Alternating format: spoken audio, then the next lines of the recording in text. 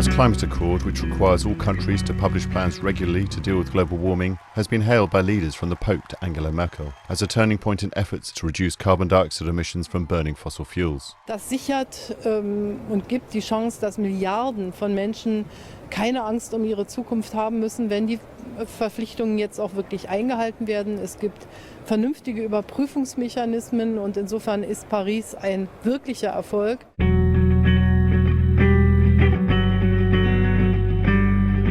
The Paris Agreement's goal is to limit global warming to well below 2 degrees centigrade from pre-industrial times and perhaps as little as 1.5 degrees centigrade. Signed by nearly 200 states, it's based on encouraging investors and business to switch away from fossil fuels. This agreement sends a powerful signal that the world is firmly committed to a low-carbon future, and that has the potential to unleash investment and innovation in clean energy at a scale we have never seen before. The targets we've set are bold, and by empowering businesses, scientists, engineers, workers, and the private sector, investors, to work together, this agreement represents the best chance we've had to save the one planet that we've got. But business downplayed the impact of the deal.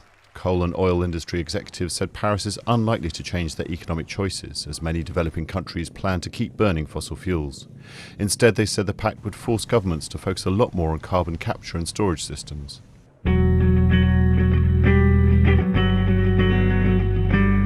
The pact will be legally binding for the states that go on to sign it, but only requires them to communicate and maintain plans to cut greenhouse gas emissions, rather than meet any targets in those plans.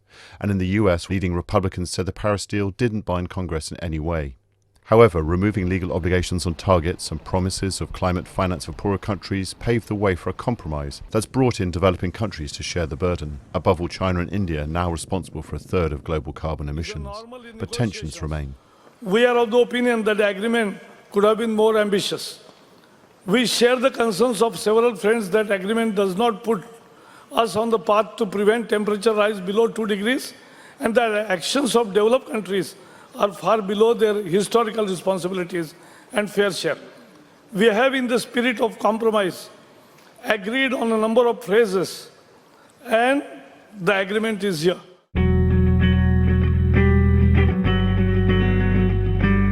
Climate scientists say the goal to restrain warming this century to 1.5 degrees centigrade is monumentally challenging. And business leaders over the weekend said the biggest impact in achieving this will come from encouraging investors to support low-carbon technologies rather than discouraging fossil fuels. Josh Delamere, Financial Times, London.